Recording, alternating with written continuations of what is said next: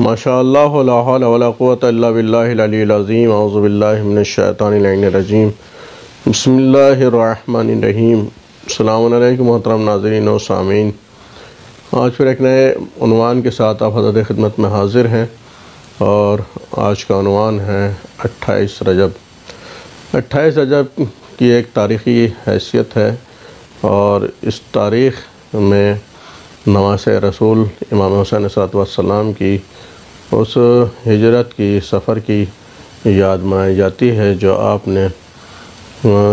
مدینے سے سفر اختیار کیا تھا مکے کے لیے، اور پھر مکے سے راہ کربلا میں امام حسین علیہ السلام کی یہ ہجرت، یہ سفر، اپنے وطن کو چھوڑنا، اپنے وطن کو خیر آباد کہنا، یہ اس موقع پر تھا جب یزید اپنے باپ کے بعد تخت سلطنت پر آیا، اور اس نے چاہا کہ امام حسین علیہ السلام کی بیعت حاصل کر لی جائے۔ بہت سے لوگوں نے، کسی نے تلوار کے خوف میں، کسی نے حکومت کے لالچ میں، جس نے بھی بہرحال یزید کی بیعت کی ہو، وہ چاہتا تھا کہ یہ خاندان بنی ہاشم اور بالخصوص امام حسین بھی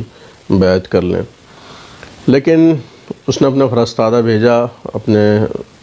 گورنر کے پاس، ولید کے پاس، جو حاکم مدینہ تھا،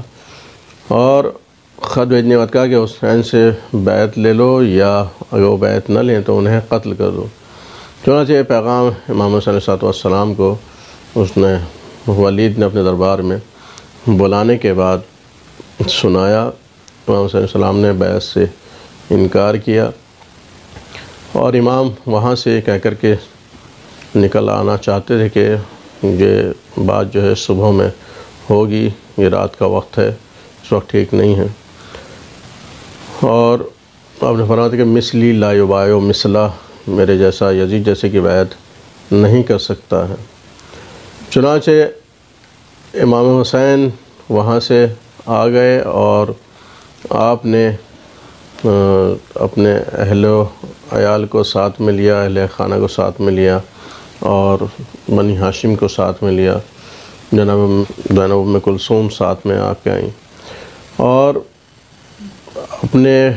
نانا کے مزار کو خیر آباد کہا، ماں کے لحد کو خیر آباد کہا، اور اپنے بھائی کے مزار سے جدا ہوئے۔ یہ عجیب و غریب موقع اور منظر تھا، جس کو دیکھنے کے لیے دور دراز سے لوگ آئے تھے کہ رسول کا نواسہ حسین ابن علی کس طرح سے اپنے وطن کو چھوڑتا ہے۔ جہاں امام حسین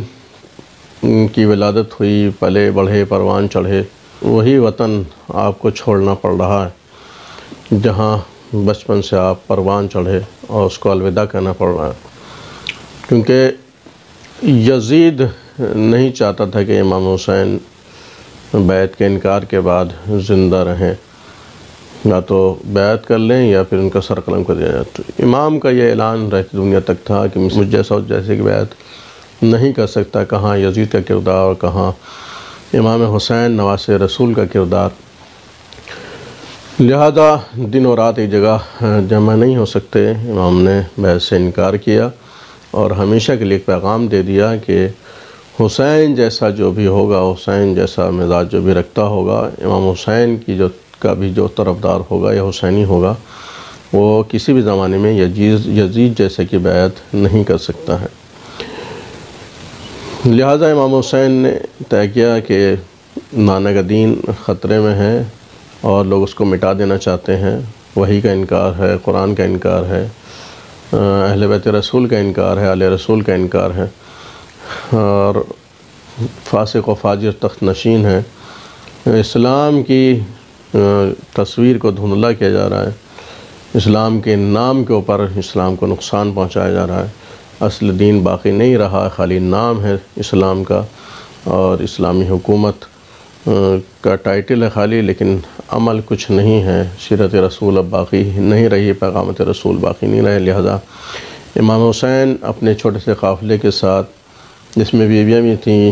بزرگ بھی تھے، بچے بھی تھے، نوجوان بھی تھے، سب کو لے کر کے مدینے سے عازم سفر ہوئے، مدینے سے ہجرت کی، مدینہ کو خیر آباد کہا، اپنے نانا کے مزار سے، ماں کے مزار سے اور بھائی کے لحد سے جدا ہوئے، اور مختصر قافلے کے ساتھ آپ 28 رجب سن 60 ہجری میں مدینے سے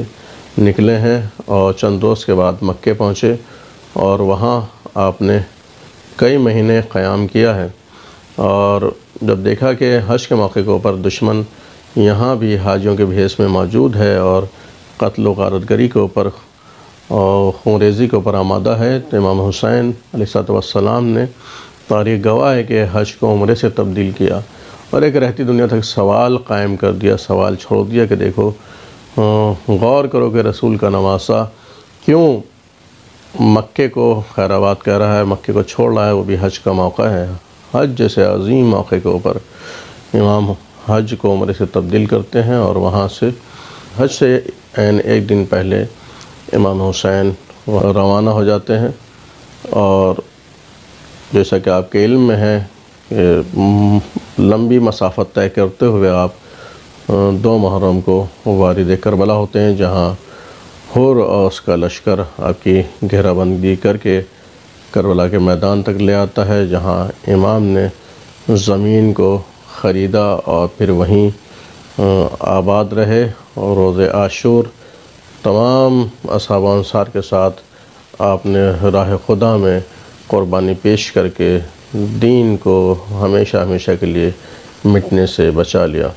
وآخر دعوانا الحمد للہ رب العالمین۔